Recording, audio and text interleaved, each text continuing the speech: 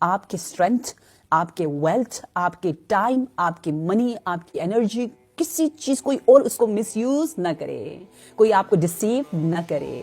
کیونکہ پتہ ہے نا قرآن میں بہت اچھا آیا ہوا ہے، قرآن کہتا ہے کہ وَشَارِكْهُمْ فِي الْأَمْوَالِ وَالْأَوْلَادِ، ہمارا مال، ہمارا ٹائم، ہماری اولاد کو یہ فتنہ اور فساد کرنے والے مس یوز کرتے ہیں. آپ دیکھیں پوری ہسٹری میں بار بار یہی ہوا ہے.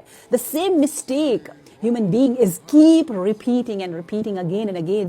وہی غلطی دہرائی جا رہی ہے جس کی وجہ سے ہمیشہ حق والے مظلوم رہے ہیں.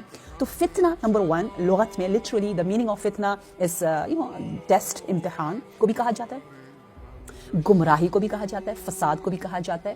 اور یہاں پر موسٹلی ہمیں پتہ ہے کون سا ایسا گھر ہے، گھرانہ ہے، معاشرہ ہے، سوسائٹی ہے جس میں فساد نہیں ہوتا، فتنہ نہیں ہوتا، کوئی نیگیٹیولی کچھ پلاننگ نہیں کر رہا ہوتا، ہر جگہ ہوتا ہے. تو وہاں ہم نے کیا کرنا ہے، ہم نے ایسا کرنا ہے کہ ہمیں